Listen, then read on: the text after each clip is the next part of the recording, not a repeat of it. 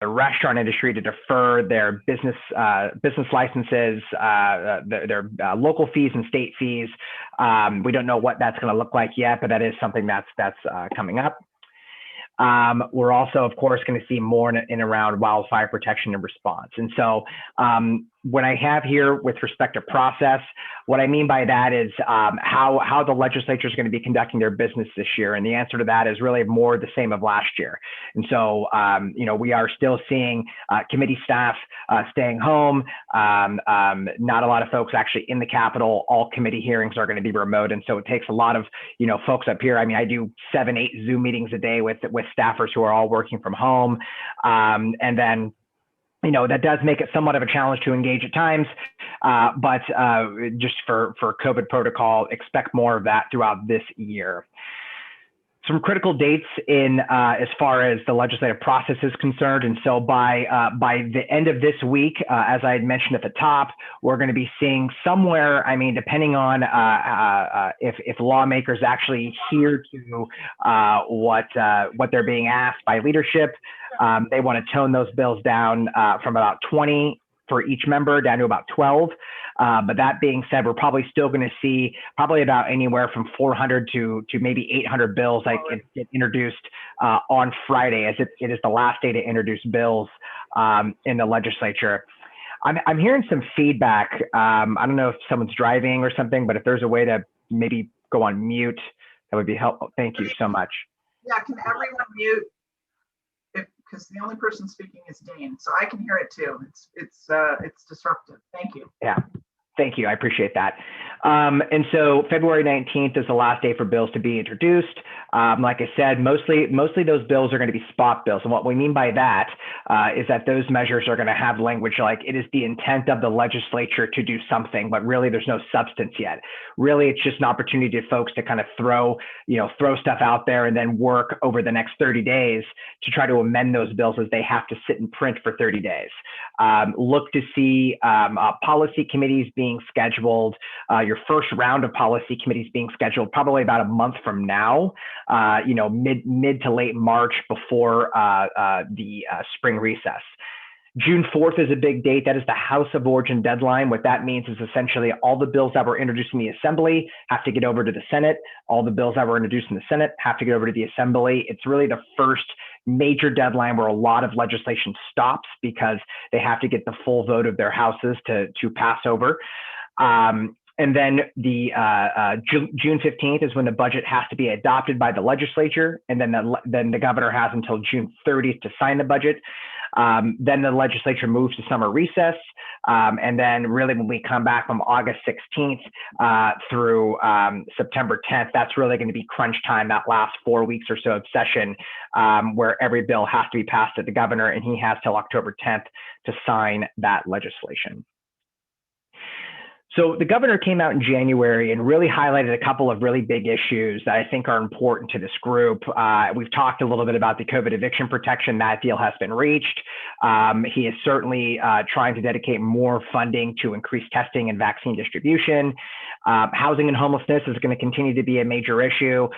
There is this new compliance, HCD compliance task force, which I know, frankly, my gut instinct as a local guy is saying, why is the governor spending money on new state bureaucrats to watch city council meetings and ensure that we're doing our job? He should be trying to focus more of those dollars to get us more tools that we need to be able to meet these goals, these very aggressive goals that he set forth. But from our understanding, this is where he sees the role of HCD. He has no intent on trying to curb that back. He wants to ensure that folks are in compliance.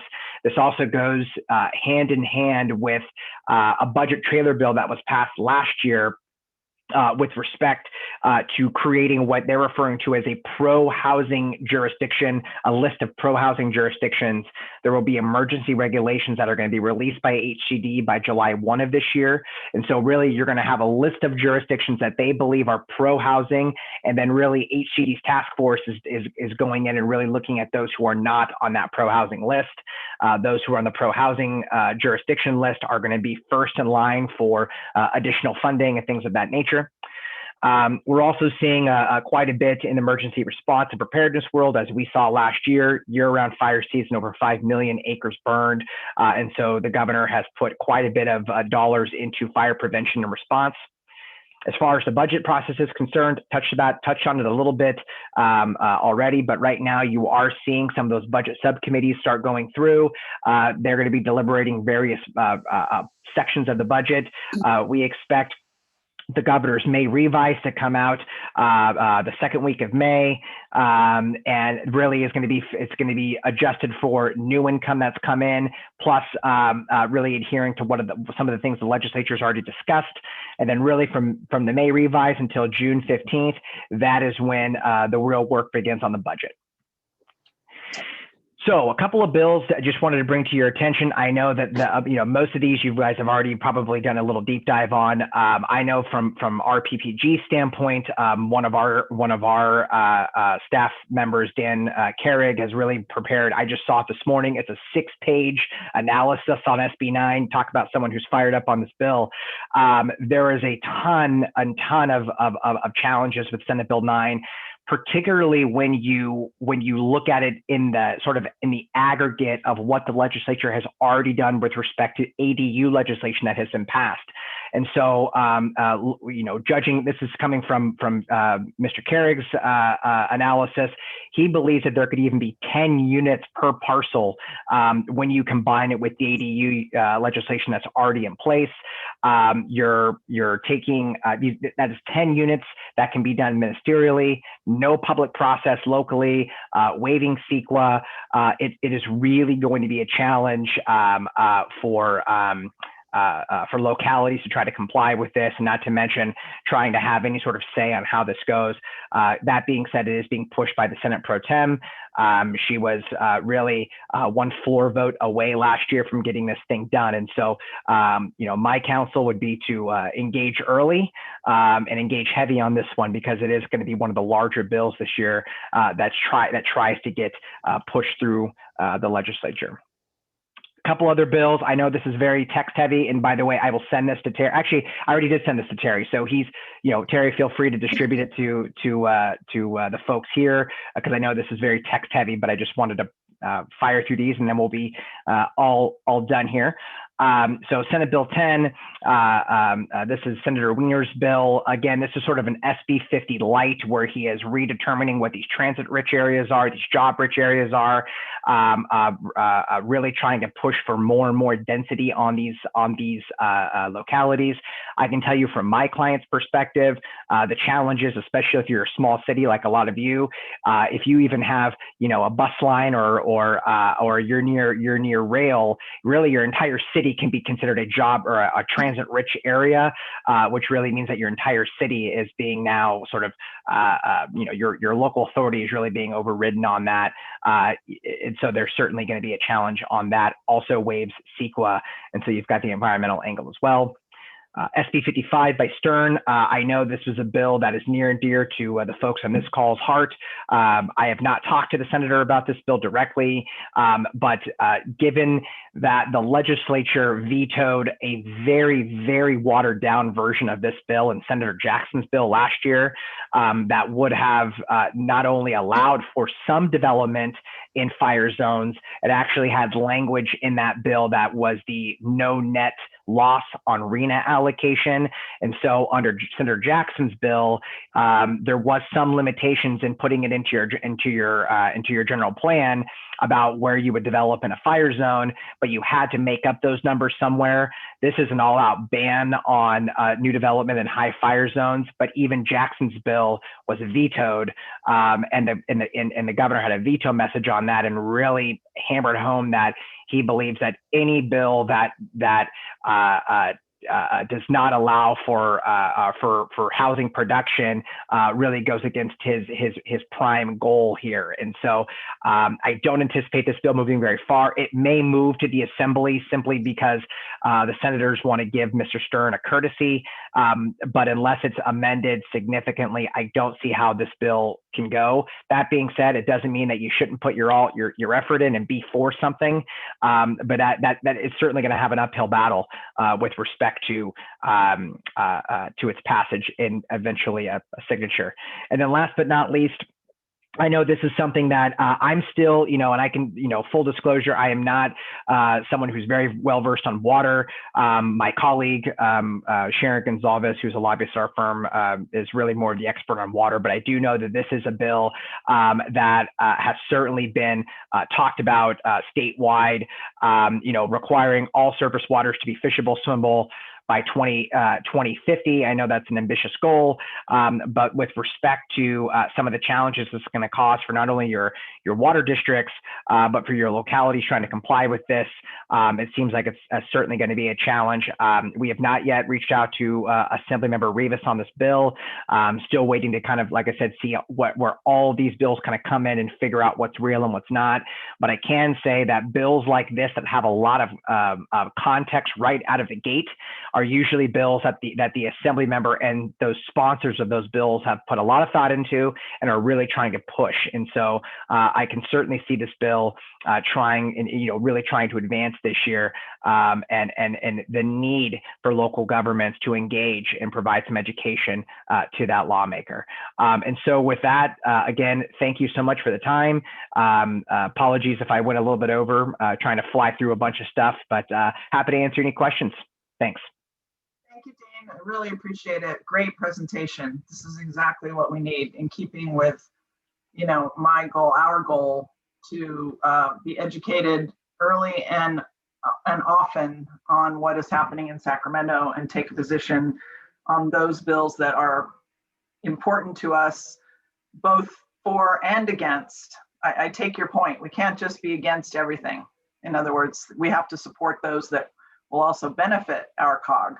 I'll take the first question. Is there any legislation pending that supports landlords? I see a lot of legislation on the eviction issue, which is very, very important. But is there any funding legislation, proposal for funding that would funnel money to property owners, landlords who are not getting rent right now and are not all large, giant corporations? Yeah, that's a great question. So we continue to see not only through some of the actions that Go Biz is trying to get sort of up and off the ground, but also when you look at, as I'd mentioned at the top, AB 16 by Assemblymember Chu and SB 6 from Senator Caballero. Those are both really kind of intent bills right now. There's not a lot of meat on there, but I can tell you that those are the two measures that I continue to hear are going to be kind of the long-term vehicles for funding sources for commercial tenants as well as residential tenants. We have not seen too much in the way, at least from my initial view, we have not seen too much that has, in non-spot form, so we're just saying, the bills we're seeing right now, it's the intent of the legislature to enact, X, Y, and Z, right? But we haven't seen substance or real numbers yet. But I do anticipate something coming this year because it is, to your point, certainly something that we need to take a closer look at. Thank you. Any other questions for Dane? Really? Nobody has a question? Ned, I see you. Sorry, Ned. All right, do you have a question? I do have a question, Okay. Specifically, Dane, with regard to, I think it was AB 377, the water bill. Mm-hmm. I know that I had received an email recently from Dave Peterson at Las Virgenes District, and I don't know if Dave is participating today, but it was something that he wanted to bring to the COG's attention because of the impact that it would have at the regional water board with all of the cities trying to get their permit. So that's something that we want to focus on in addition to the other legislation, because that would have immediate impact on the COG cities and their efforts to comply with the the permits that they need from the Regional Water Board. So I guess that wasn't a question, it was a statement. Sorry, Dane. No, hey, no problem at all. But I asked Dane to make sure that he threw that one in there, because that was something that that was probably going to be on everybody's front burner. So I appreciate that, Dane. Absolutely. You know, I will say, here's one quick plug. We have not got a bill number yet, but one thing that we are going to be carrying on behalf of one of our clients is a bill that would make preservation of affordable housing another factor that would allow you to be considered a pro-housing jurisdiction. You know, one of the things that I think has been left out of the conversation with respect to the affordable housing crisis is that preservation is a huge issue. You know, and so, for example, for you know, one of our clients, the city of Foster City up north, they're in this situation where they have an expiring covenant. They're about to lose 75 affordable units when they are probably only going to be able to build 50 units. And so really, from a net perspective, they're getting no credit. They're getting no dollars for trying to work to preserve affordable housing units. It's all about production. And really, it's a counterintuitive goal. And so, again, I think that is something, when we have a bill number, I'll let Terry know, and would love to get folks of this COG to take a look at it. Because again, no mandate. It's fully permissive, but it would force HCD to actually take into account the good work that localities are doing to try to preserve their existing affordable units versus just solely focusing on build. And so we just got an author to agree to carry the bill. And so it might be a few weeks before we get our bill number, but once we do, I'll be sure to send that around. Would love this group's support on, and again, it's something that you can be for. You know, you want to highlight the fact that folks need to do more on affordable housing, but we've got to talk about making sure that we preserve these units and not just let them expire. And then at the end of the day, you end up losing more affordable in your community. And so again, with that, thank you so much for the time. And you know, y'all know how to get a hold of me if you need me. So you know, I'm around. Thank you, Dane. Really appreciate you taking your time today to do this. No problem. Thanks, Dane. If no one else has any questions, let him go, because he's. Laura, I got one question, Dane. Did you mention that Brown Act bill that would require city councils to do meetings in multiple languages? Oh, I did not, but I can really quickly, and I want to say it's AB 377, but what I'll do, as soon as I jump off, I'll send that to Terry just so folks have it for this call. But with respect to that, yeah, it is a measure that is being pushed out by the new assembly member from San Jose. His name's escaping me at the moment. But it is a bill that would, you guys are going to love this. It would not only require you to have every single meeting, even after the pandemic, to have full on either call-in access or video access. It would also force you, and actually the specific language makes you hire in-house. You cannot contract out. You have to hire in-house up to 10 different translators for every single meeting that you have. And it's not just council meetings, it's every subcommittee, it's every meeting that would fall under the Brown Act. You would have to have up to 10 translators be in-house hired and be able to provide that. Up AB 361. There it is. Thank you, Jeff. Yeah, Assembly Bill 361. It is, and they've also, this is even funner, they've put a specific line in there that allows Cal HR, the State Department, to exempt themselves out of the bill and every other state department, but local governments must comply, and there's no reimbursable cost for local government. So that is going to be a fun one. It is coming out from the Democratic Socialist Party, and that's a big push this year. You have a question? I have a comment on that. There's a new technology being developed that is doing, in particular for the entertainment industry, live streaming translation into all different languages electronically.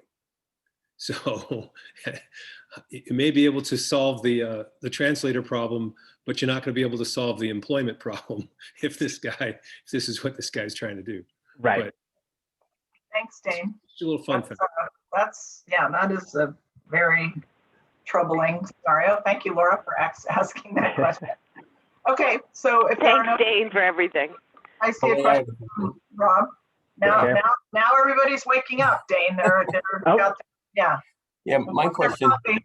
Yeah, Dane, good to meet you. Rob, the city manager who Westlake Village. My question was about SB 55, Henry Stern's bill. Can you say a little bit more about, I mean, we're pretty interested in that bill, but I understand there's quite some concern about it, but I'm not, I don't understand the concerns quite at this point. Can you say a little more about what you're hearing? Sure. Well, Rob, one thing that I like to tell folks is that if you have a logical reason for why a bill makes sense, it probably isn't going to work in Sacramento, because Sacramento is where logic goes to die. And so where you're seeing with Senator Stern's bill, I think it's a very laudable goal. In fact, he has a great narrative, given the fact that there is this very strong desire from the legislature to want to continue to develop homes, regardless if it's a high fire zone. The response that we're getting from HCD is that if you're going to be developing homes in high fire zones, you just need to do complete home hardening, complete defensible space, everything that you can to ensure that your developments don't go up like a tinderbox. But as I had mentioned before, Senator Jackson, it was her last year as a senator, had a measure that would have, all it would have done, it was allowed in your housing element, in your planning process, to not have to zone certain high and medium fire zones for residential, so long as you were to make up those numbers in your other areas. And even that measure was vetoed by this governor as with a tone of, all you're doing is evading your mandate to develop more and more homes wherever you can. And so, like I said, the senator, he probably has more information on his own bill than I do. But what I can tell you is that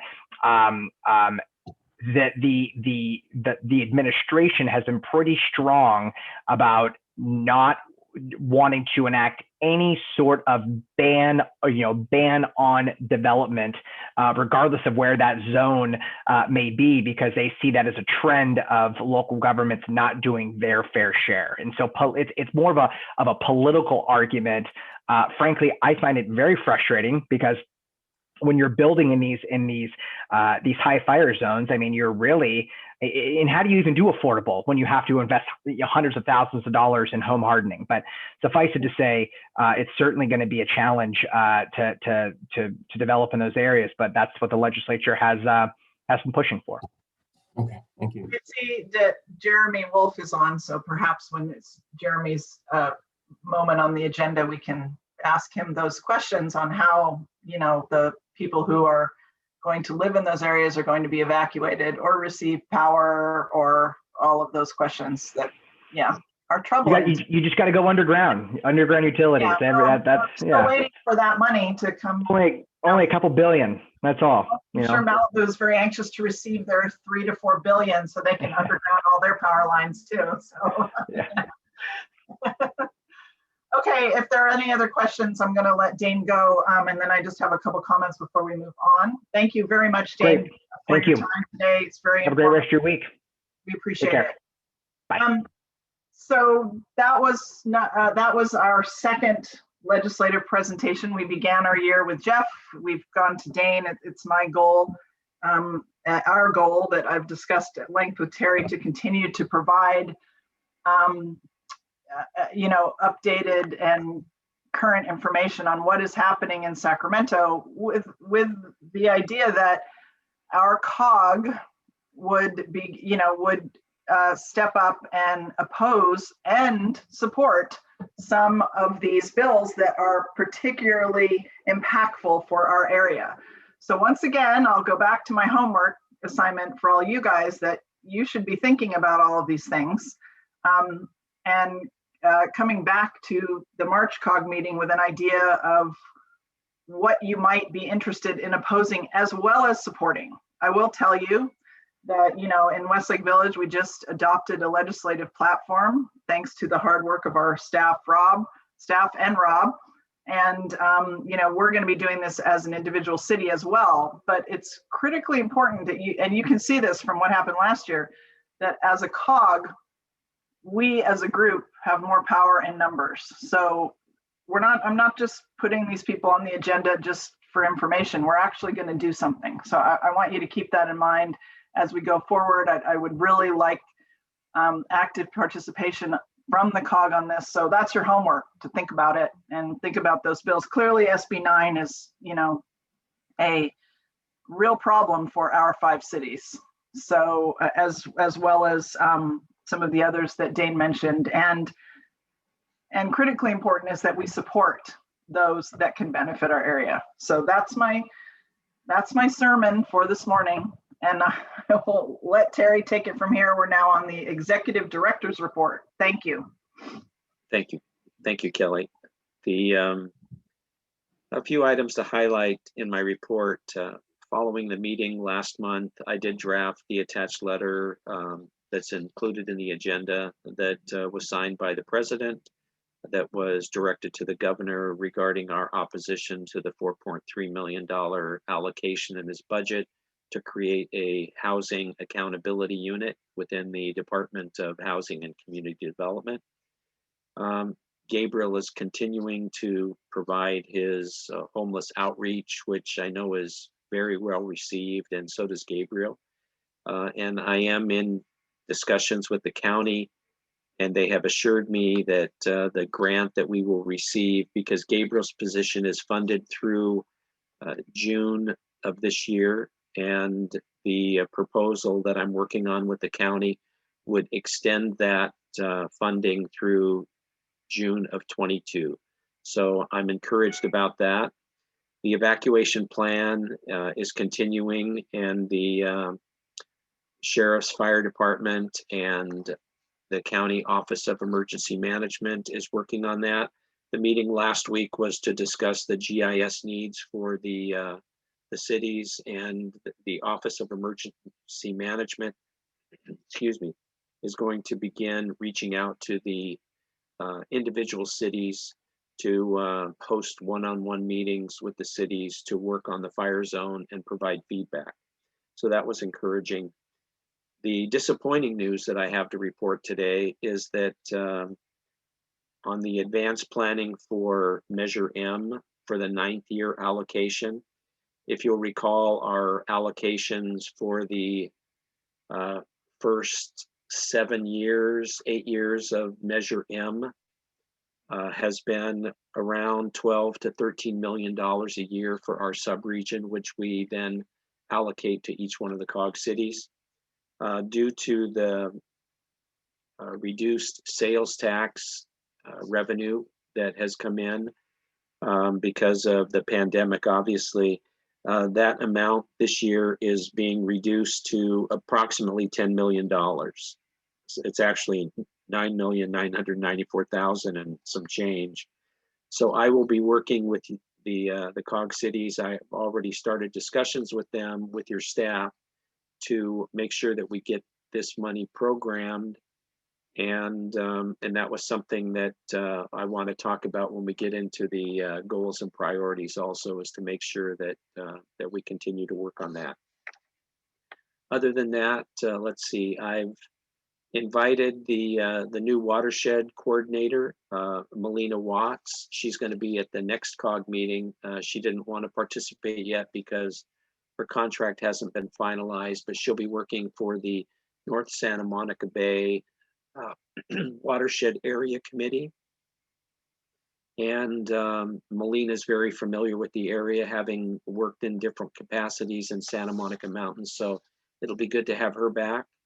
And then Metro has asked to make a presentation next month on the traffic reduction study that they're working on. It's not going to the areas that they're focusing on right now won't necessarily be within the COG region, but one of them might be at the 405, 101. And so I want to specifically have them highlight how that could impact the residents in the COG area. And there's no questions. That concludes my report. Thank you, Terry. Any questions for Terry? All righty then. That brings us to our member city reports. So we will go in alphabetical order, beginning with Agora Hills. Carrie, are you there? I'm here. I'll take it if it's okay. Nate. We're waiting for you to hear from you, Carrie. Oh, sorry. Did I just do that? Oh, sorry. That's how. What day is it? Yeah. I'm sorry, you guys. So yes, I'm Do you waiting. want Nate and I to go together? We could. Please, you know each other. Sorry. Yeah. No problem. I don't even drink coffee. I should start drinking coffee. Go ahead, Nathan. Yeah, I'm starting with Agora Hills. No problem at all. Good morning, everybody, and thanks for the opportunity to talk. We, like everybody else, are continuing to try to navigate the vaccination distribution plan. Obviously, all the managers are talking, and we are obviously concerned and pushing as much as we possibly can to get vaccinations to our communities. Obviously, it's one of the most important things that we're going to be working on. So we'll continue to do that. We are preparing possibly for the schools to reopen beyond what they've already done. And so we'll be doing that with traffic patterns changing, potentially that coming up. We'll see how that plays out. As far as our staffing goes, operationally, we're still the same, about half staff on every day and half working remote.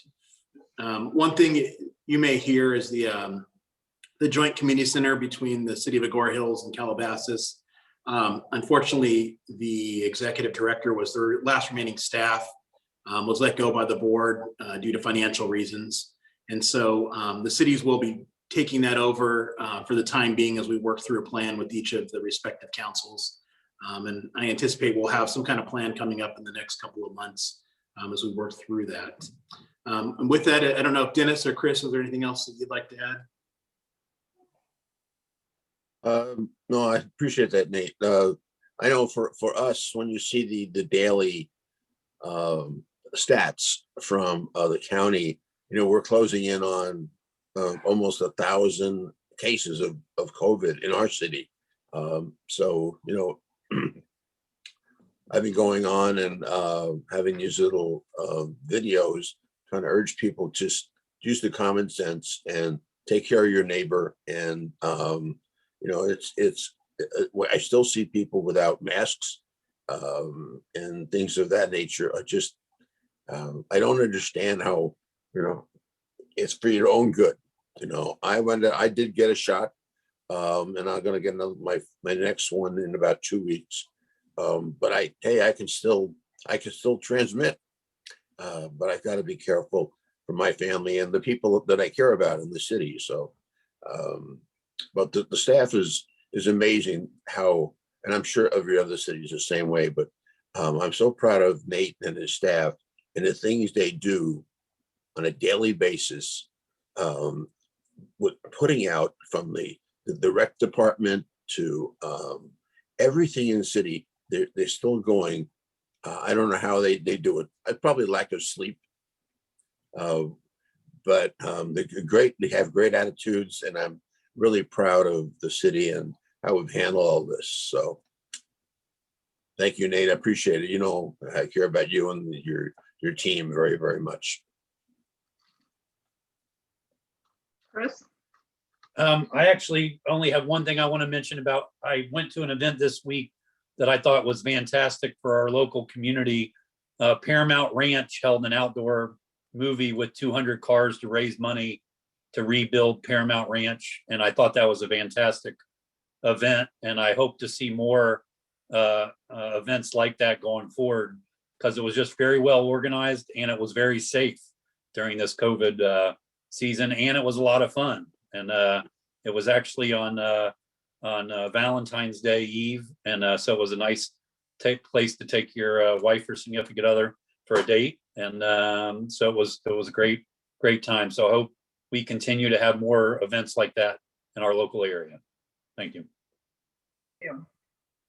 Okay, Now we are on Calabasas, which Carrie is also not the city manager of. Nope. Don, are you there? You are, Don. I am. Thank you. Good morning. Well, some news. I think you're already aware that the new city manager will start on the 15th of March. That's Kendon Milk. So we're anxious to get that, and I'm working with him on transitioning. It's kind of an interesting time with COVID and start preparing the budget, but I think he'll be a great addition. As Nathan said, we're kind of struggling also with the whole question of vaccinations, coordinating with the other managers. Hopefully the community center is a site. You know, the mixed messaging we're getting, of course, from all the different levels at the state can be very frustrating. And then the possible opening up to other tiers within maybe 2 to 3 weeks. Well, overall, it sounds positive, but of course, without more vaccinations, we're not sure what that's going to mean. I don't know about you. I suspect all the other cities are getting inundated with phone calls from our folks, particularly seniors, who only 20% of the seniors in LA County have been vaccinated. So we're trying to field those calls and assist them any way we can. And Nathan also mentioned the community center. That's going to be a challenge. We'll be working with them quite a bit.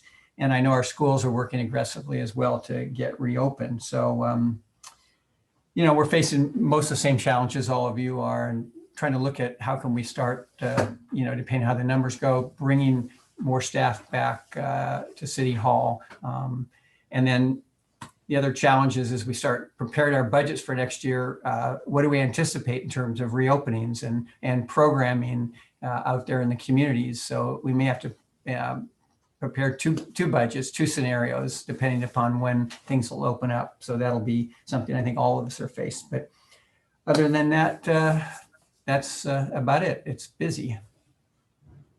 Thank you, Don. Alicia?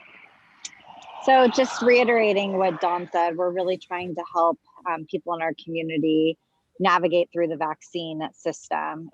There's a lot of really nice residents in our community trying to help their neighbors who aren't as tech savvy. But just another thing that I think is really important for all of our communities.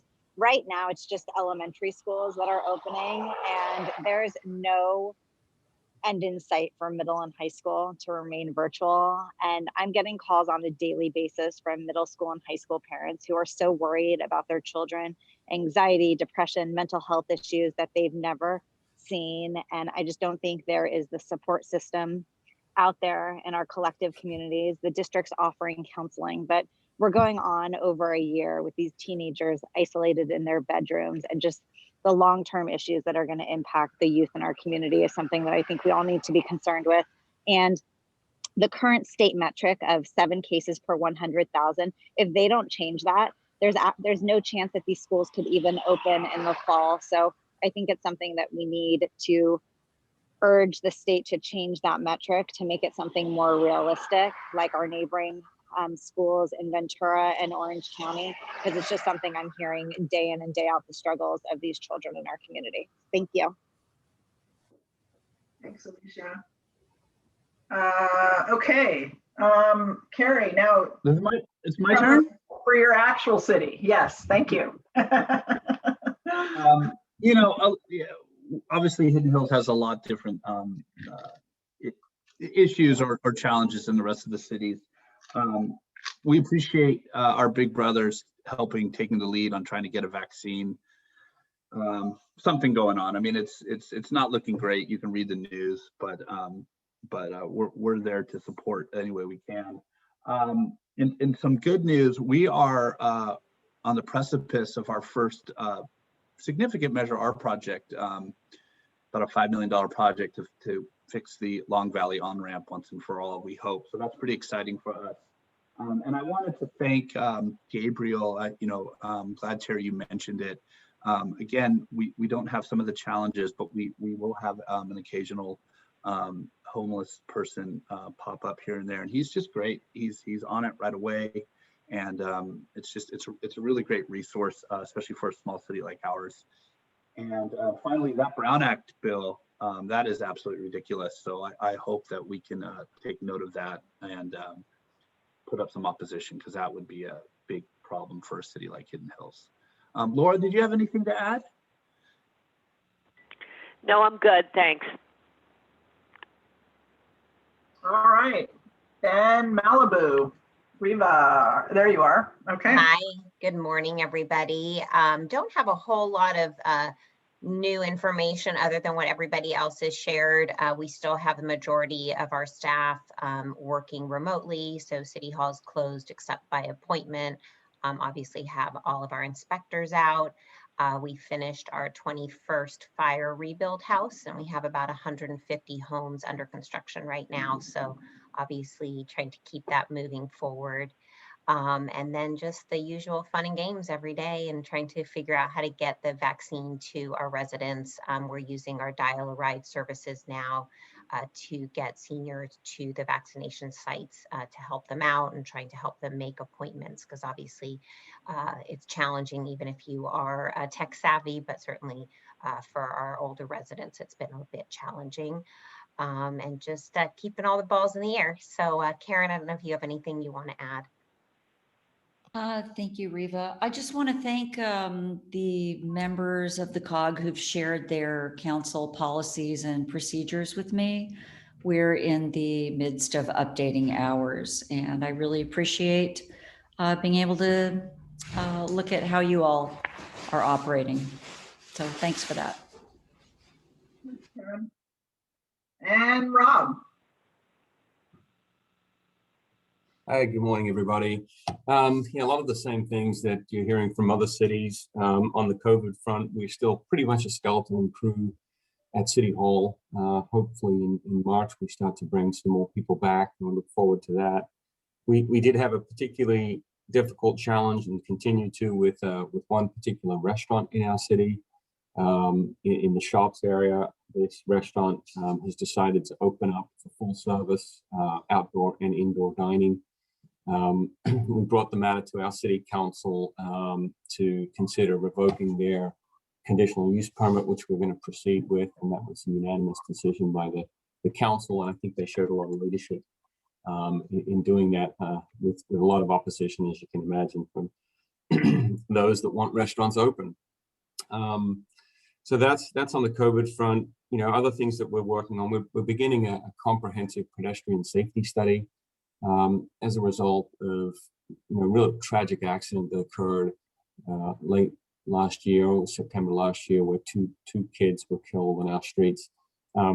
Since then, we've stepped up enforcement significantly with the sheriff department. That's done a great job, but we're also doing a comprehensive review of pedestrian safety throughout the city. So that kicks off in the next couple of weeks. We're also potentially going to have a housing development, a senior assisted living development that is nearing completion, and that will be before the council in the next month. So that's exciting. We haven't done anything really on housing for almost 20 years. And other things, legislative platform, as Kelly mentioned, the city of Westlake Village hasn't been very engaged in legislation matters over the years, but are getting more and more involved as the state continues to push mandates down onto cities. So we're excited about that. We can share that platform with the rest of the cities in the COG. You may be interested in seeing that. And the last thing is preparing the budget, like all of you, trying to think through how to put a budget together in these unusual times and forecasting revenues in different ways. It's a challenge, but we're kicking that off in this next month as well. That's all I have to report, but Kelly and Ned may have some additional things to say. Ned, would you like to? No, I just wanted to just briefly mention the business that is in our city. We did take what I consider to be a huge step in having a hearing on revoking their CUP, which you all know is no small matter. It was very, very difficult.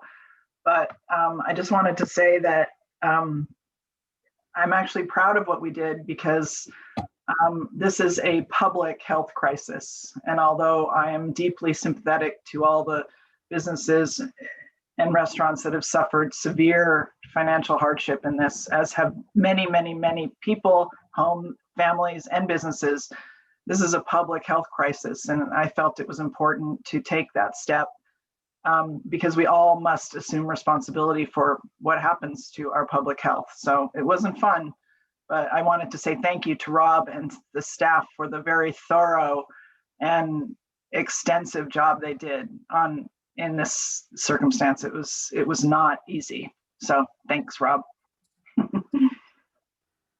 Okay, anything else? Any questions for anybody before we go on? Terry, we are now on action items. You're on mute, Terry. Sorry, my dog was barking in the background. Yeah. I wanted to take this opportunity. I spoke with Kelly with regard to the COG's goals and priorities that have been discussed the past couple of years. And since the COG has gone to the calendar year as far as the officers' terms, I thought that it would be a good time just to highlight the goals and priorities that the COG has had the past couple of years, and just make sure that we're going in the right direction. So last year and the previous year, the COG set a priority as working with LA County on an evacuation plan, and that is currently underway, as I reported in my executive director's report, and it's scheduled to be completed in June. So that's very encouraging. The COG has had continuing efforts to address homelessness. That's been a high priority, and as we mentioned earlier, with Gabriel's funding for his position by the county through the grant program has been very successful for the cities, and it's something that the COG can take pride in and appreciate that continues to be a priority for the COG. Last year, the COG had discussed retaining a Sacramento-based lobbyist, and the governing board subsequently elected not to retain a lobbyist. Let's see, then the COG was also considering developing a legislative platform, which was subsequently decided not to move forward with. And then the other item was exploring the possibilities of using Measure M funds to install broadband. And as you'll recall, the previous reports that I've given, it's that Supervisor Kuehl has been strongly opposed to using Measure M funds for broadband, and that in the further research that I've done, it appears that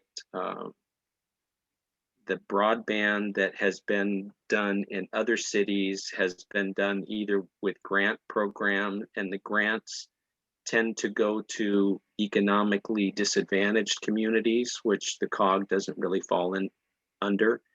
And so I was just looking for additional direction from the governing board if you wanted me to pursue that, or if you wanted that to be left to individual cities.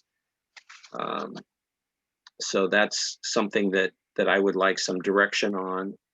And then I'd like to report on current and continuing COG priorities. The governing board over the years has placed a high priority on Measure M and Measure R funding for the COG cities, which, as we all know, has been very successful, other than this slight reduction that we're having because of the pandemic. But in general, it's brought over $150 million to the COG region in the last 12 years, and has been instrumental in funding major projects in each one of the COG cities. So that's something that continues to be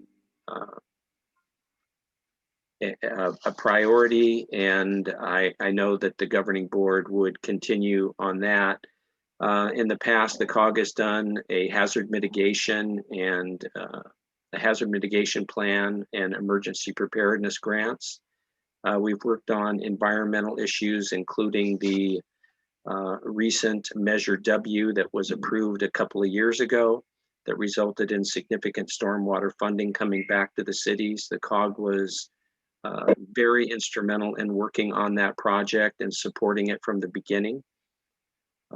As I mentioned, the homeless issue, and then continuing to meet with area legislators and working on legislation, which is something that's been a priority now for a couple of years.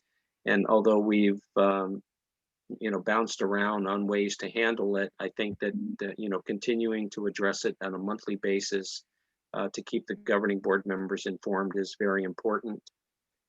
And then I just included some budget information to let you know that the COG is in good shape financially, and so I'm just looking for some direction and some discussion from you. If there's anything that you want me to focus on more, or kind of a global discussion on the COG, I'm all ears.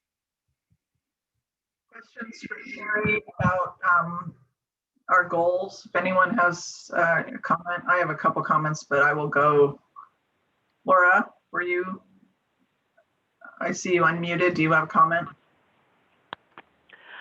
I would continue to support the idea of revisiting the lobbyist. I think Dane's presentation today demonstrated how important it is for us to have an independent source that's in the thick of things. And with the changes in the tenor in the legislature and everything that I've been exposed to, for $600 or $700 a month for each of our cities, I think it's a no-brainer. And I would move that up, if you're asking me, as a priority. Response, cities, anybody? Okay. I'll just say, excuse me, I don't believe the position of Malibu has changed from the past, that we would not be interested in doing that. And I think the same with Agora Hills as well. He had a great presentation, and it's nice to see someone that has so many facts.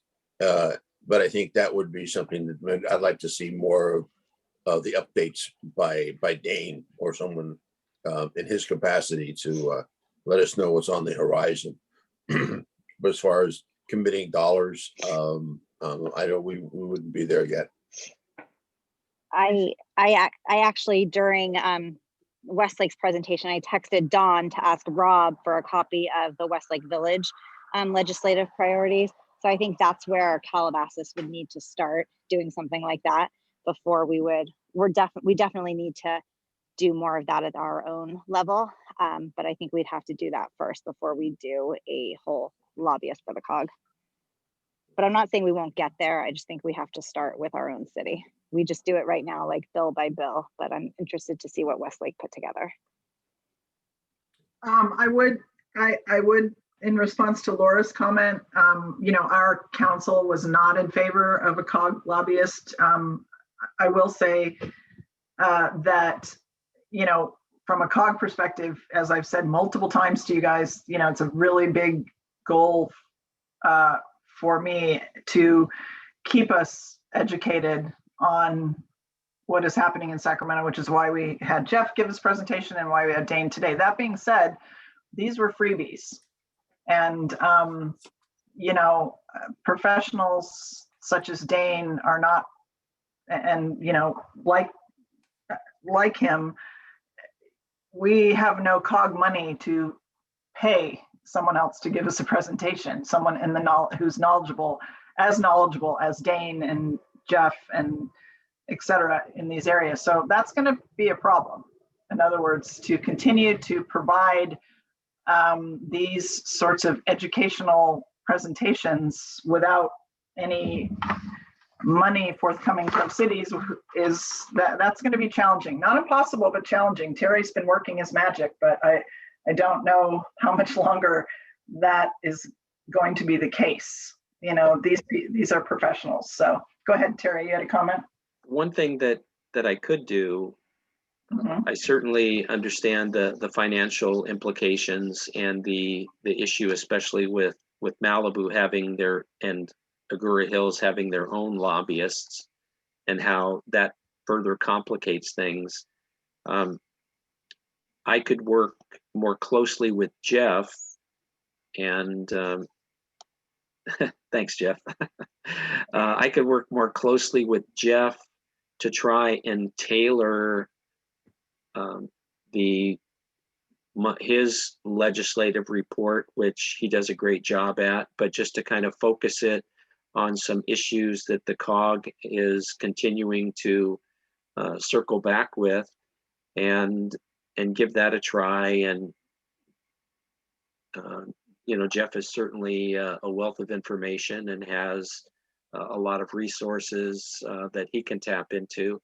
And maybe we can give that a try and then see how that goes for the next couple of meetings, and then maybe have further discussions if the governing board likes that, or if it's too legislative heavy in the agenda, we can discuss that. I'm certainly not pushing, but I think that it's something that's important.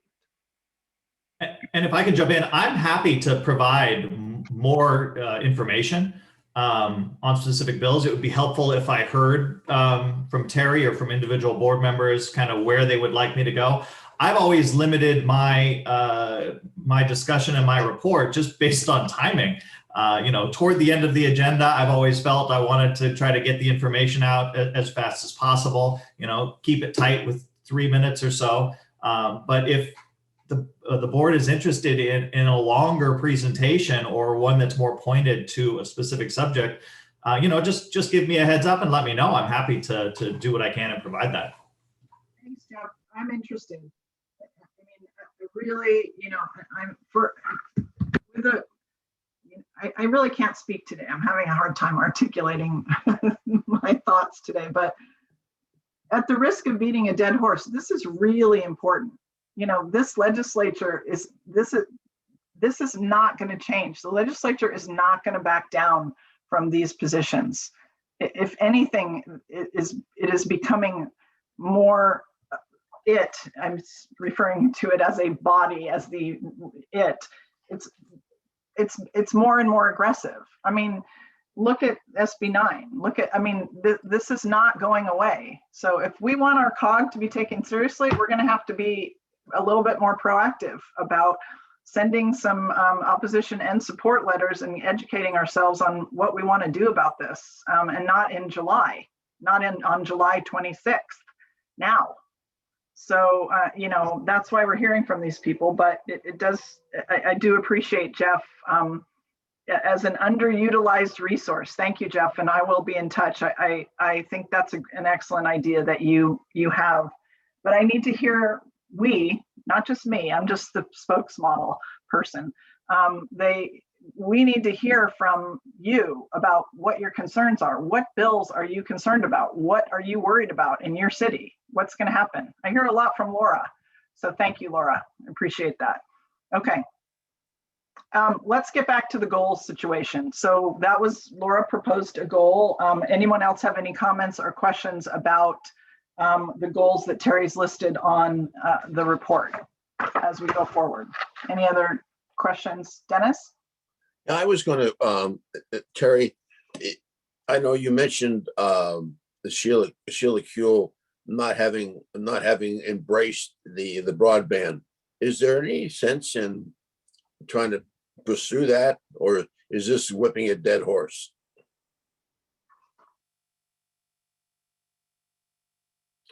Terry, you're muted. Terry, you're muted. Sorry. Just kidding. Sounds the broadband project that South Bay COG did, where they used Measure M funding, and that's where the issue with Sheila Kuehl came in. That was really seen by many people as something that should have been funded by cities and not by Measure M funding. And in talking with Spectrum,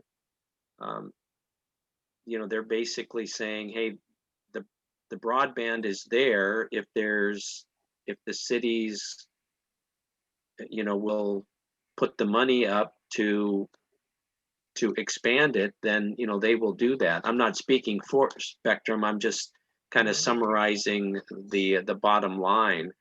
So it's really, I guess, difficult to to determine, what is private sector and what is public sector, and how that should be handled. But, I will do whatever the governing board says. If you want me to work on that with Metro to try and come up with something, I will do that.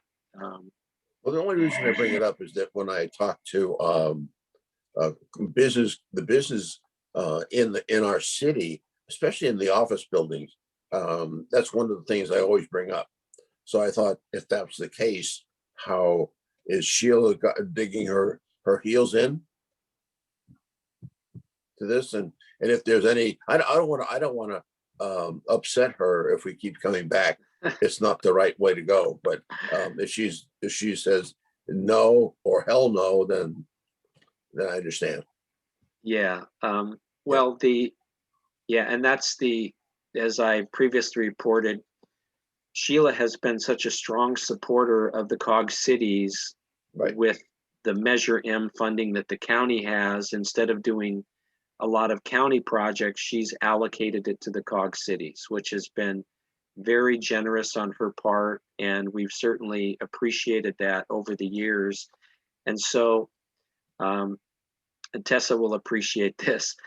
I didn't want to propose something that would upset Sheila, and then have her, not that she would, but have her then not be as generous with allocating her funds to the COG cities. Everything's political, so I appreciate I'm that. just trying to state the obvious here. Tessa, are you working with Madeline more on this issue? Well, I talked with Madeline. Obviously, I was working very closely with Nicole, but then when Nicole left back in September, then I've been working more with Madeline. But, I've had a couple of conversations with Madeline, and she, was very candid about the supervisor's position. And so that's why I didn't want to push any harder with Metro and just start looking at other opportunities. But the thing that I did mention to Madeline was that, I really can see a nexus between the broadband and congestion, because if you have a stronger broadband in your community and people are working from home, then they're not getting on the freeway. And if they're not getting on the freeway, then there's going to be less congestion. And so I think that there could be a nexus, but I certainly respect the supervisor's position, and, am willing to circle back at some point in the future. And, Madeline is very tuned in to the supervisor's positions, but I am not familiar with this issue, and I'm happy to sort of be innocent and ask Madeline to explain to me. And then I'll reach back around with you, Terry, and let you know. Yes. Okay. Thank you. Appreciate that. Sure. If I could just throw in one comment too, Tessa. Also, I'm in favor of what Dennis and everyone has been talking about. It also is really important for fire safety and evacuation. I mean, we have an area, we live in a fire zone, and we have very spotty broadband. It's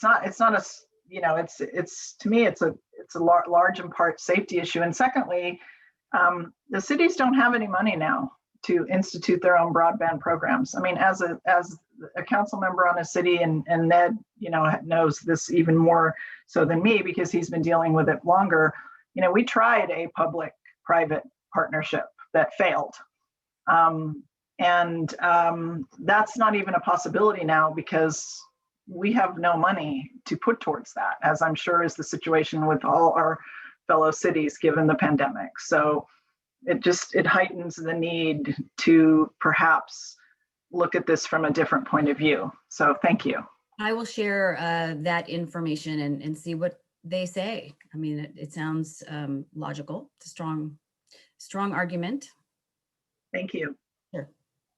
I wanted to just go back to the legislation, and I had a question.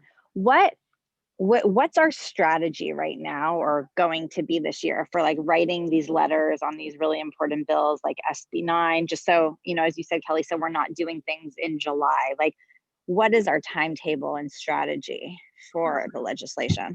Yeah, that's a really good question. I mean, I don't know. I mean, we're looking at Dane's presentation. I mean, clearly it's got to be, well, I don't have it in front of me, but you know, we can't wait until the last minute.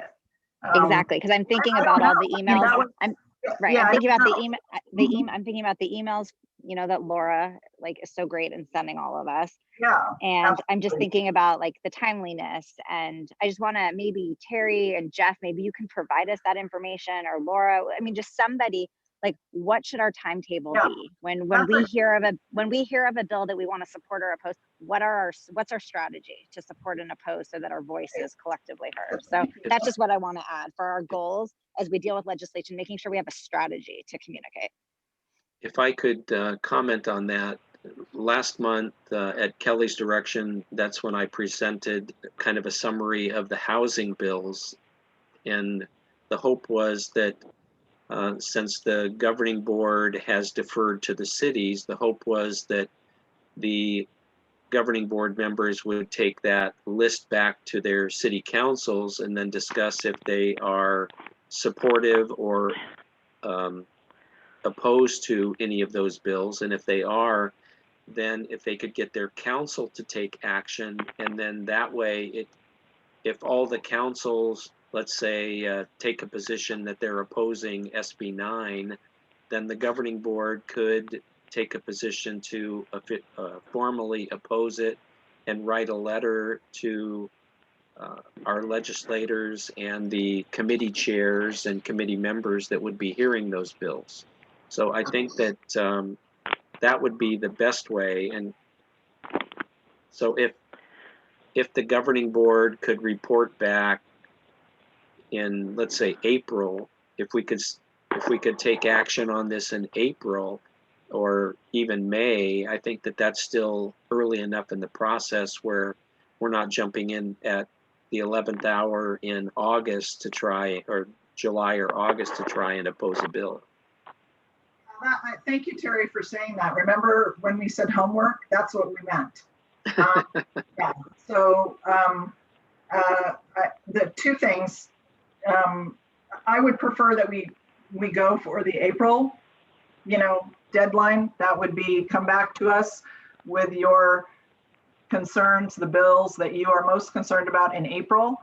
And then, we will endeavor to provide some other form of education in March through Jeff, who I know Jeff wants to make a comment here. And then I have Laura asking to make a comment as well. So first, Jeff. So I just wanted to sort of give some more answer to Alicia's question about timing. Friday, I believe, no, not Friday, the 19th is the deadline for bills to be submitted. Nothing really happens on bills except writing the initial language before this deadline of the 19th. After the 19th, most of what's happening is budget related until there's a few committees, legislative committees, that are going to be meeting at the very end of March. And then really they begin in earnest in April. And that's when the bills sort of get hashed out in committee and they get amended. So it's very early to jump in with positions right now. Of course, on the housing stuff, we know a lot about what those housing bills are because they were in print last year, and they're just retreads of things that were already there. So like SB 9, the League of California Cities came out in opposition or opposed unless amended to that bill. So there are bills that you can start to work on right now, but some of this won't actually, you won't have enough information to take positions until April, May, timing like that. So I applaud the goal of starting to kind of do some of this stuff, especially from last year in April. But then I think it's going to be sort of a longer term project as we go forward. Yeah, I just wanted to say that many cities are sending opposition letters in right now for SB 9 and 10 because they're almost exact duplicates of two bills we already opposed as the COG last year.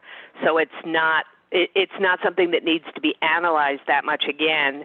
And I also wanted to mention, as I reached out to some of your cities, most of you didn't end up in the portal last year as an opposed to 1120 and 902. We found out in the League housing meeting that I think Calabasas, Agoura, and Westlake were all missing. And I know your cities did send their individual opposed letters. So it's really important this year that staff know to fully oppose, not just oppose if amend, assuming you feel that way. And also, as each bill is amended, you have to resubmit to the portal or your opposition isn't read and not for the record. So that's crucial. Terry did a great job, and the COG was one of the few that actually got recognized for opposing those bills last year. Anybody else have any comments? Any other goals? Just one quick question. So is our goal still to come back to the COG in April regarding the housing bills? So we can work on getting it on our agendas, our own agendas? That would be my goal, if everybody is okay with that, because then that gives us, Jeff is telling us that, April's, what you said, they were in committee and then May. And so, I mean, that gives us a month. We only meet once a month. So it gives us a month to draft some letters and give them back to the COG for approval. Perfect. So, and I actually see James is on this call. So when I write this letter, he'll actually know what we're talking about. So the mayor's in charge of the agenda. So that's perfect. Okay. Thanks so much, Kelly. Is everyone okay? I don't see anyone objecting, so I'm going to assume it's okay. All right. Any other, Terry, it looks like you're ready to say something. Go ahead.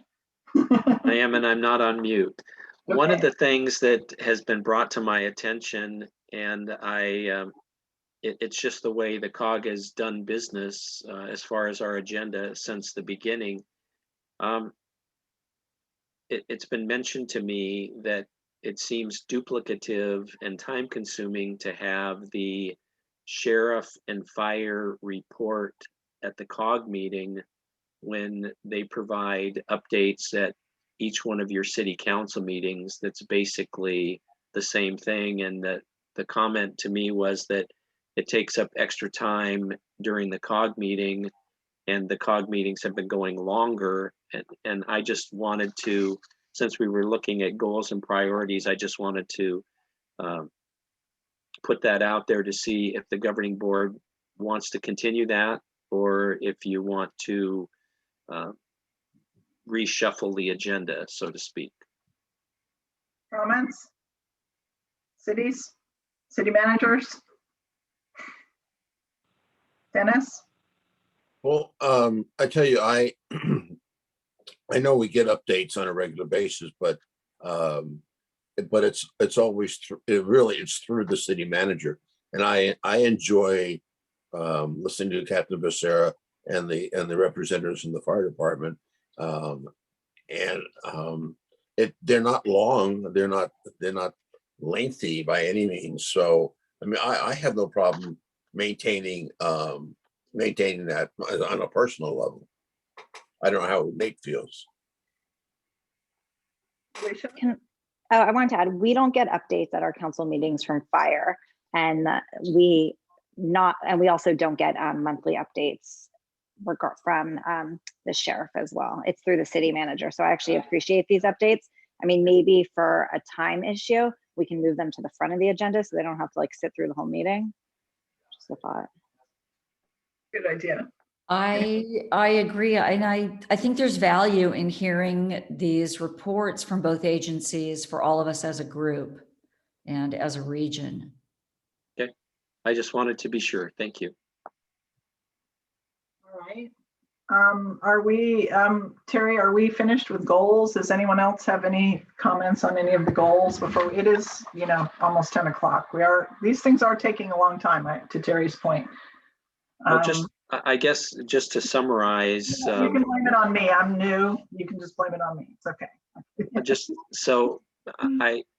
To summarize from my standpoint, I will basically just continue to focus on the Measure M and Measure R funding, and the environmental homeless issues, and reporting on legislation, working closer with Jeff to make sure that, since there's not support to hire a lobbyist, but there is support for paying extra attention to legislation. So I think that I've got some good direction, and I appreciate the board's attention to this. Thank you. So that brings us to action item number B. And this is something, the proposal to sponsor city selection committee legislation. And I believe Mayor Bazagian is on the participating in the meeting. Oh, there he is. Thank you, Mayor. But this item came up as a result of 2 city selection committee meetings that were held in the last couple of months. And with well, let me back up and say, you all are familiar with the city selection committee. The city selection committee's been around for a long time, and it's the mayor of each city is the delegate to the city selection committee. It's been modified or amended recently, I think 5 years ago, to allow for another representative, provided that there's notice from the city. And during COVID, they've been able to meet virtually, as all elected official or elected bodies have. But one of the difficulty is with the county coordinating this, the technical participation has just been horrible. And once we go back to in-person meetings, getting a quorum has been very difficult. So following one of the meetings, Mayor Bazagian reached out to me to express his frustration, and we talked about sponsoring legislation that would make some changes to the city selection committee meeting process. And so I've presented a report that kind of provides background and how we got to this. And since the COG hadn't officially taken a position on this to direct me to that, I reached out to Kelly to see if it was okay for me to work on this. And she agreed that it was a good idea. And so Mayor Bazagian and I have been exchanging emails, and I've reached out to Assemblymember Gabriel's staff about sponsoring this bill. And I know that we're on kind of a short time frame because the deadline is the 19th, but we've got 3 days. So if it's okay, I'd like Mayor Bazagian to provide some additional information on his experience and the need for this.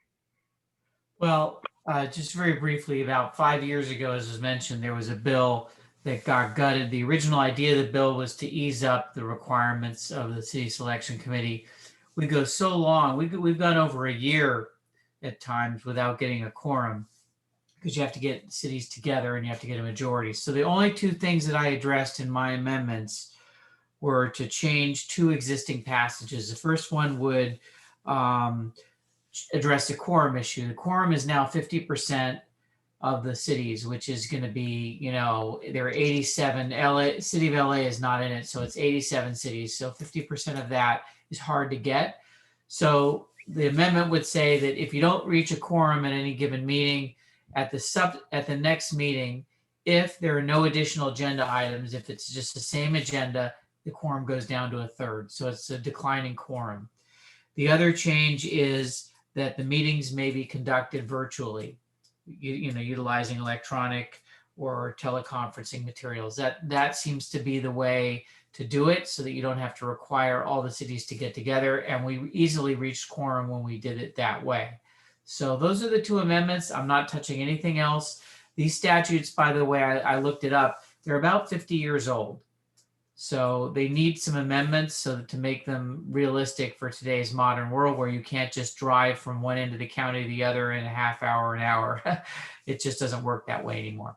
That's it. I didn't want to, I can answer questions, but I think it's pretty self-explanatory.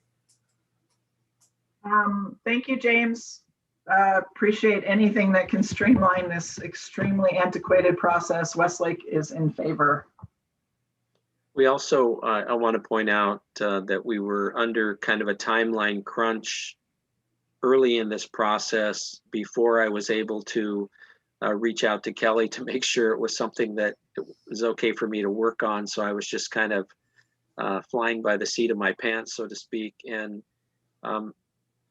I had been speaking with Laura McCorkindale with regard to some other legislation, and I'd mentioned this, and she put me in touch with their lobbyist, David Quintana, and he was nice enough to submit language as a placeholder with a legislator. It wouldn't be this, the legislator that he submitted it to, that was then submitted to the Legislative Council. That legislator would not sponsor the legislation, but he was at least kind enough to allow David Quintana to go through him to the Ledge Council to make sure that it did get a placeholder. So that's where we are now. We would just need to confirm with Assemblymember Gabriel's office that he would be willing to carry the bill. I can say something that, and I appreciate, James, you doing this. Having been on the council as long as I have, I've been to those meetings. I've driven from here to hell and back, and not a quorum. You drive all the way to wherever it is. It's always on the other side, out near San Bernardino half the time, it feels like.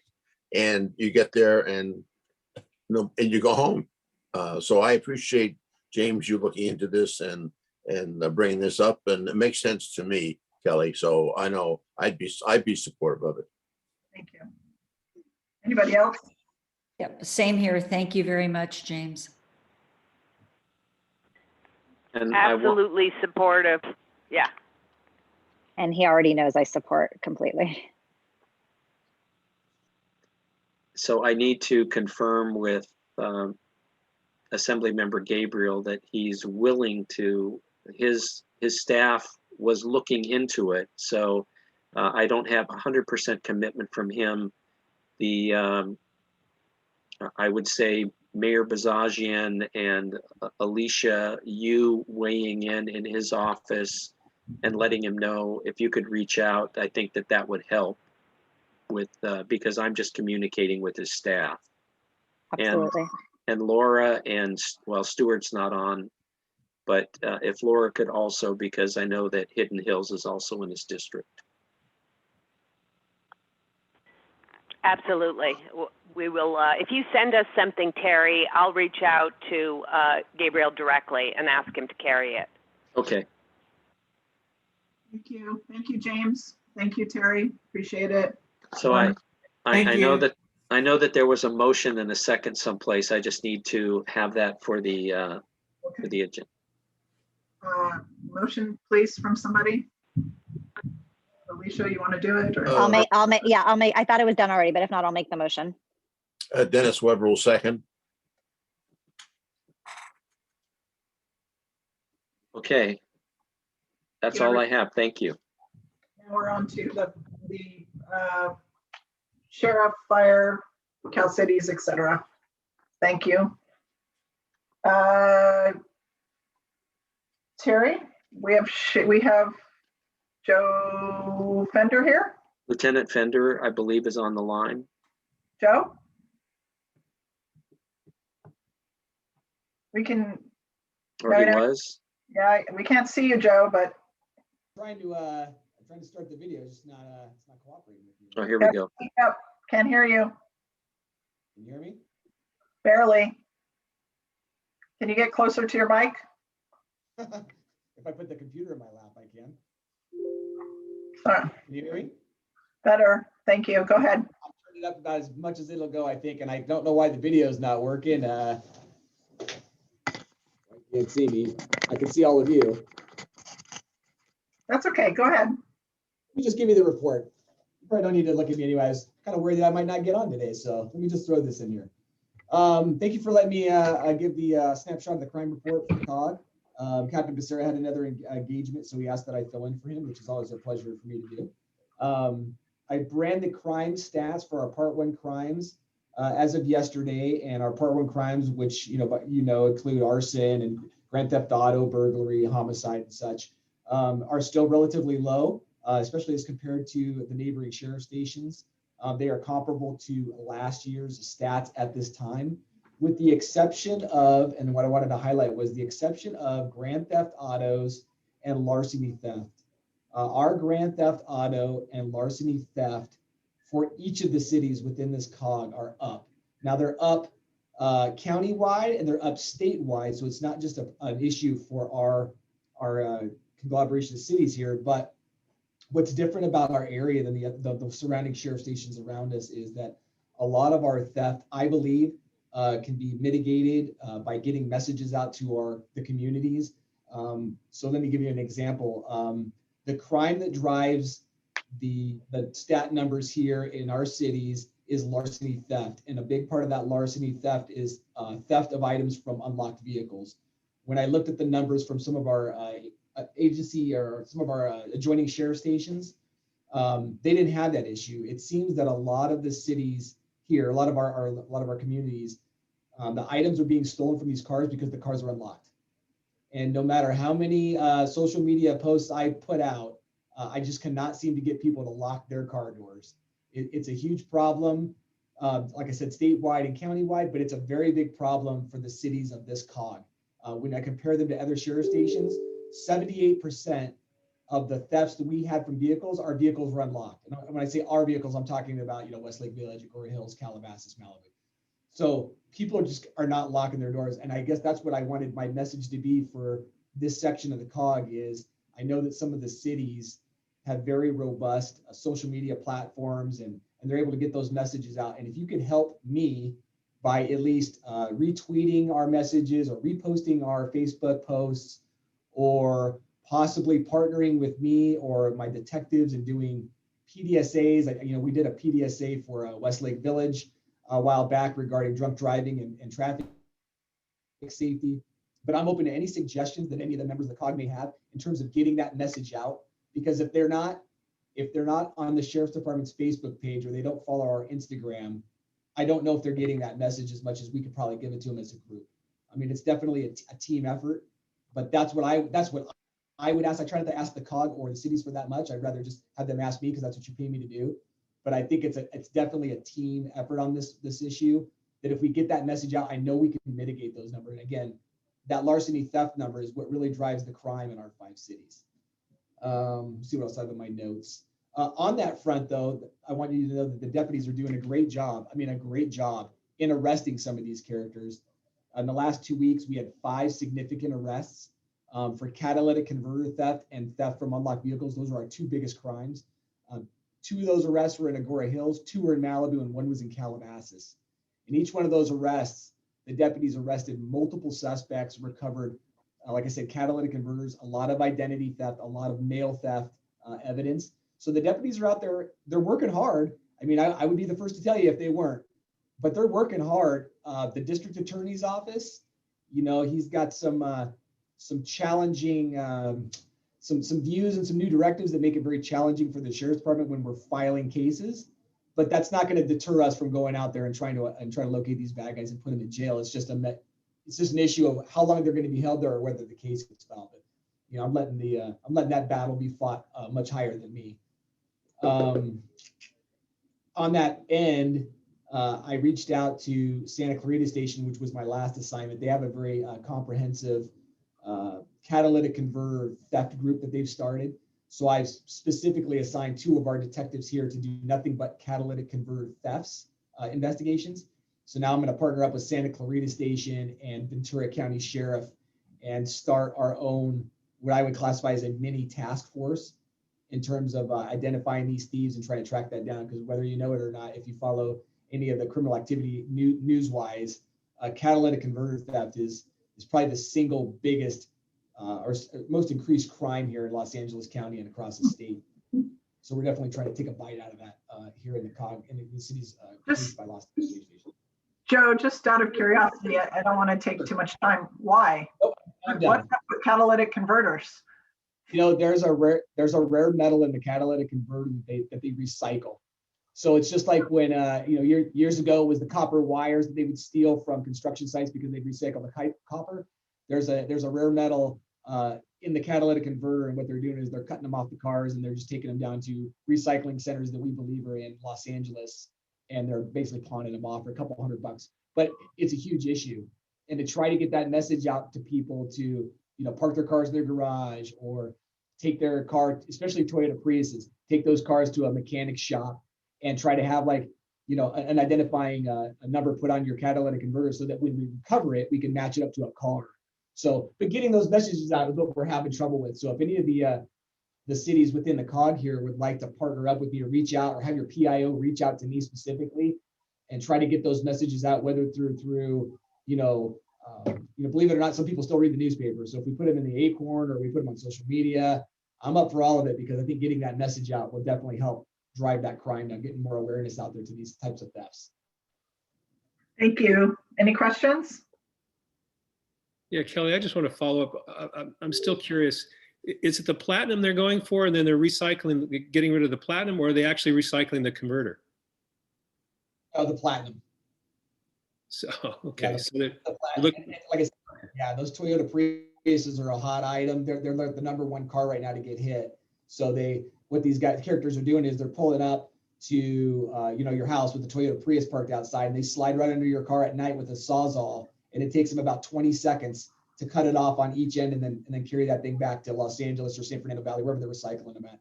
And you know, it's kind of a black market deal, but they get anywhere between $400 and $800 per converter for 20 seconds worth of work. Wow, that's crazy. Because you know, new converters, it costs $900.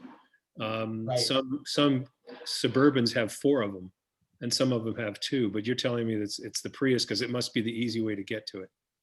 It is, and the trucks are the other one. So you mentioned the trucks and the passenger vans; those are the other big cars. And trying to find a way to identify those is very difficult. When you cut a converter off with a Sawzall, it's a very clean cut, so it's hard to match up that converter with a particular car, because they're not serialized like your doors or your hoods. You know, those have the numbers for your car. They're not serialized like that. So we're trying to encourage people to go to mechanics and find ways to either, you know, etch part of the VIN number on there, or maybe their driver's license number, so that I can connect that converter to that car.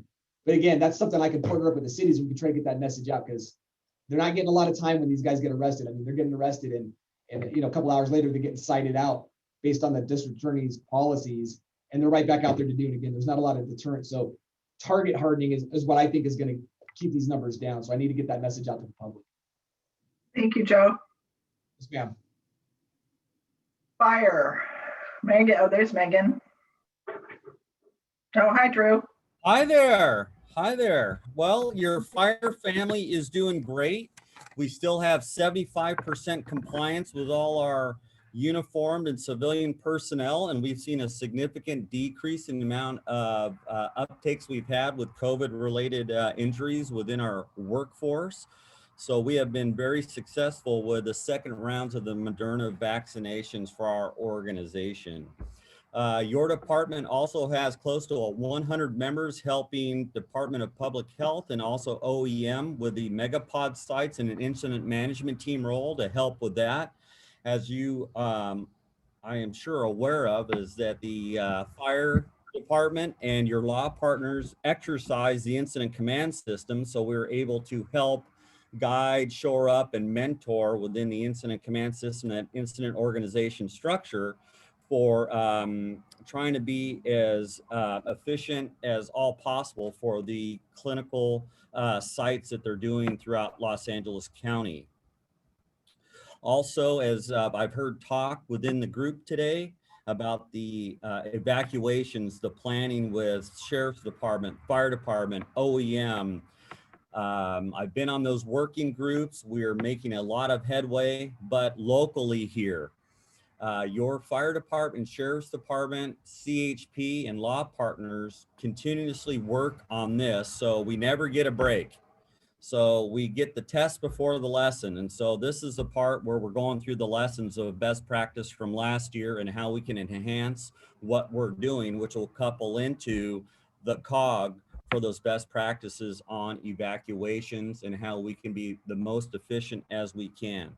I'm in constant communications with Captain Becerra and the leadership at Lost Hills, and we're very engaged in the public safety component of evacuations, messaging, etc., for looking into next fire season. One thing that we're also have worked on is our incident command post locations. That is to where we have an incident and best practices, depending on complexity, size, how many people we're going to have there, what is going to be the best suited to house or maintain anywhere from 3,000 people and up. And really, we only have 2 locations within this area, and that's going to be Caneo Creek Park, which is off of Jans Road in Thousand Oaks, and also King Gillette Ranch. So those are when we have to assemble and get a large incident together. Remember, we can get in excess of 3,000 people, and we have to worry about all the facilities, logistics involved, all the resources on the ops side of the house. So that's something that we continually evaluate because our practices have changed in this COVID era. Remember that we assemble so many people that we have facilities issues with bathrooms, porta potties, if you will, having to feed all the troops, working in tight offices. So the dynamics of your fire department running a large scale incident is significantly changed, and we cannot, what I like to use the word, we cannot grenade an incident command post with outbreaks. So with COVID or exposure, because we have to keep the healthiest workforce as we can to fight the fire and meet the need. With that, also, we are continuing to work with our mutual aid and our fire partners, and that's, of course, your Los Angeles County Fire Department, Ventura County Fire Department, Los Angeles City Fire Department, National Park Service, and MRCA for communications plans, for best practices, for those interoperational communications, and setting up in an incident to delegate tasks. So we continually work on this.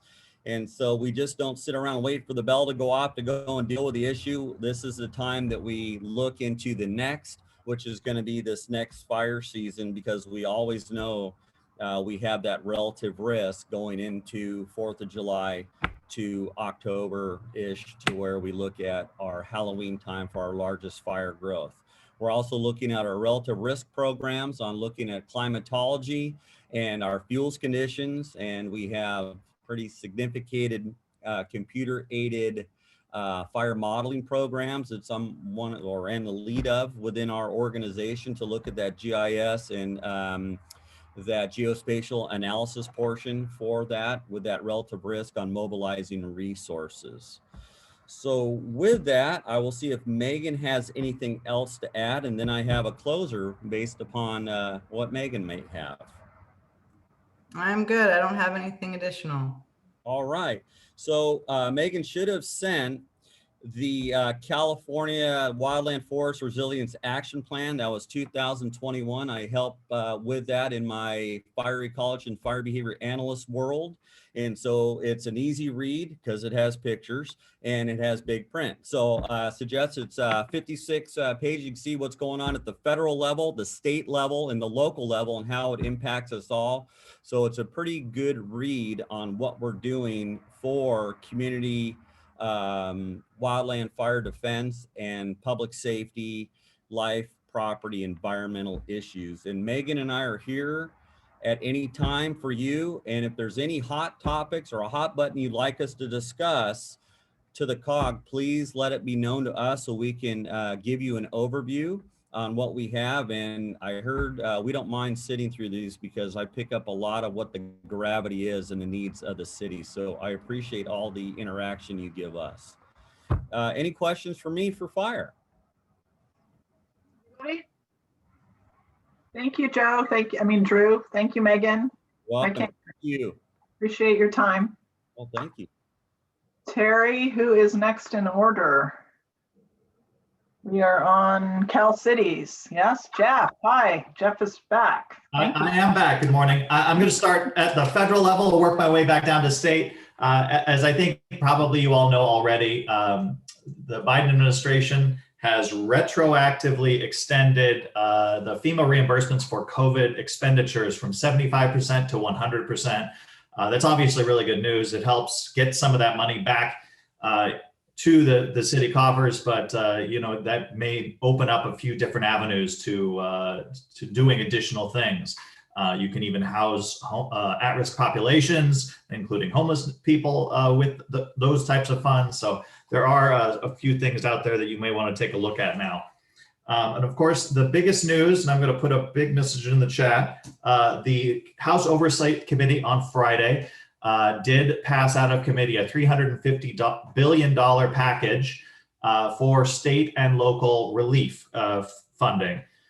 14 billion of that would come to cities in California. And I put the early estimates, don't take those to the bank just yet, but the early estimates of what the COG cities are scheduled to receive if it kind of moves forward without any changes. We do have, and I put the link there, that we do have a 3 p.m. briefing today with the National League of Cities and the Cal City staff to talk more about that if you or your city staff want to participate in that. Jumping over to the state now, as of last Monday, there were 910 bills in the legislature, so much for them making it sort of a more streamlined 12 limit for each legislator. But we've flagged 660 of those as potential bills that we need to watch as Cal Cities for all of you. So we have taken a look at the Rivas bill, the water bill that was mentioned earlier, the 8377. We agree that's very problematic. We're probably going to be opposing that outright, but we'll be looking at it. What that bill really does is take your MS4 compliance that we've been working on for a decade now, and really puts teeth into it. The current scheme really allows you to sort of, as long as you're working toward the goal, you're allowed to sort of keep working toward the goal and you don't get fined. What this Rivas bill would do is really put some teeth in it, put some hard and firm deadlines in there. And obviously that's problematic for cities that are looking at significant amounts of spending for some of these water projects. We've talked about SB 55 Stern, and I'm sure Jeremy will talk about it. He sent you more information via email, but I will say that our policy committee was nearly unanimous in their opposition to this bill. It does not, this is again, deals with not building any commercial or residential in these high fire severity zones. The reasoning behind our policy committee and our board codified that on Friday is that if the bill is silent on what happens, it still requires you to zone and try to figure out where you would place these, even though you're not allowed to build them. So that's one problem with the bill, but also if a city is not totally within a high fire severity zone, then they would still be required to zone all of their arena number in the area that's outside of that high fire severity zone. So it's just an idea that we feel isn't quite fully baked. The policy committee did recommend instead that we look at SB 12 by Senator McGuire. That is a piece of legislation that works for cities to allow them to really take a harder look at their fire zone and fire code in these areas. So that's the one that we were directed to look at by our policy committee. I put the Brown Act information in the chat as well. I misplaced the good and the bad bills earlier, but I've corrected that. AB 361 is sort of the good Brown Act bill, if you will, and AB 339 is the bad one that would require you to do the closed captioning, still allow a virtual aspect. I know I've been working with Councilmember McCorkindale on potentially another Brown Act idea. We're kind of working with Senator Allen's staff this week to try to see if he'll introduce it, or perhaps we can slip it into the other good Brown Act bill, AB 361. So maybe more information on that as we go. I think that's all I have, unless there's questions from the group.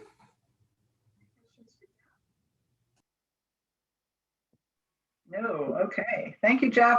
Appreciate it.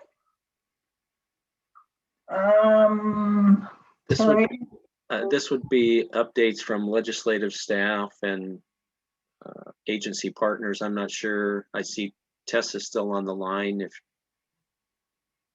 Jeremy. Tessa. Hello. Should I jump in? Sure. Jeremy. All right. Oh, sorry, Tessa. I didn't mean to jump in front of you.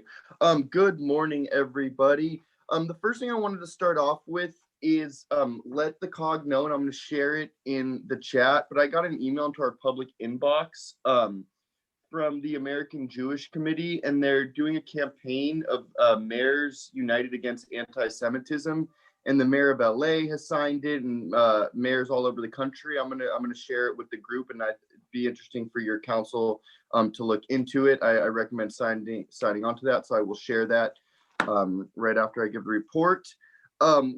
SB 55, I know that was the topic of conversation, and I sent an email out. I'm working with our team and the senator to do a series of meetings to discuss SB 55, how we can get involved. We're still working on a lot of aspects of the bill, as Jeff explained, but we have to do something.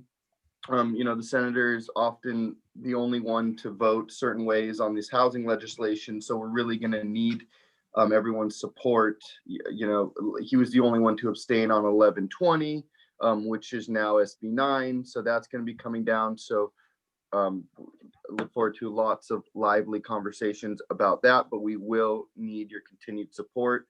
Some of the other bills that we are introducing and working on, SB 55 is the big one. We have SB 63, which is our fire resiliency core, which is community-based fire resiliency techniques. We'll have more information about that.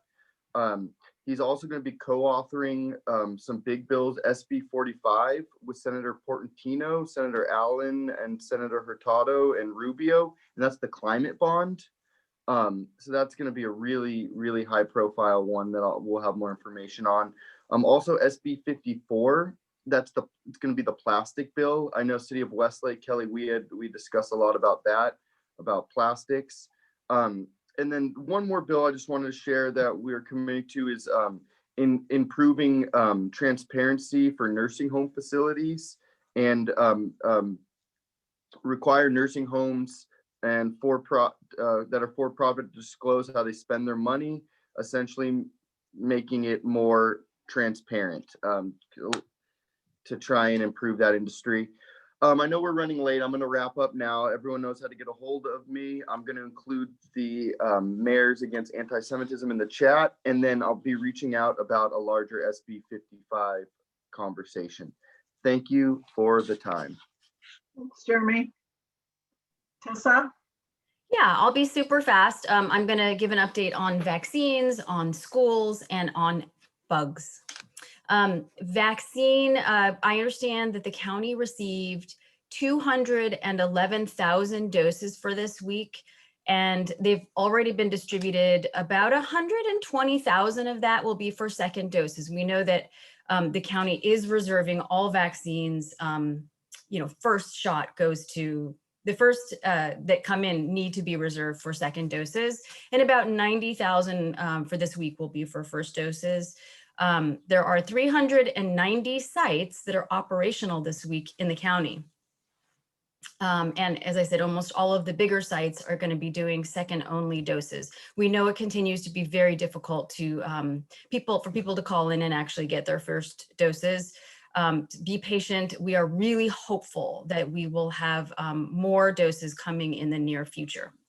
On schools, it sounds like you all know at this point that the case rate in the county is now below 25 out of 100,000, which is fantastic. And so that means we have now hit the 5-day threshold for TK through grade 6 to reopen. If a school had a waiver for TK through grade 2, they can now open up to 6th grade once they've submitted and posted a COVID safety plan. If they didn't get a waiver, they need to submit that COVID safety plan, and then within, I think, 5 days, they can possibly open if they choose to. And then what's interesting is that schools will be allowed to stay open even if the cases rise again. So that's important to know. And on beetles, invasive shot hole borer beetles, I've reached out to all of the cities about this issue. On February 24th at 2 p.m., the county agriculture commissioner weights and measures, along with the University of California Division of Agriculture and Natural Resources, is going to be putting on a training for this group, for the cities, on the dangers of the invasive shot hole borer beetle, which is infecting trees all around the area. There are a couple of really bad outbreaks in Calabasas and Agora Hills. Once this training is complete, there's going to be subsequent trainings for landscapers and for residents. The goal is to try to contain this beetle because it's been killing so many trees, and we want to stop it and educate people about how to identify the problem and then how to stop the spread. If you did not receive this invitation to join, let me know and I'm happy to send out an invitation. And that's it. Thank you, Tessa. Any questions for Tessa? I have a question for Tessa.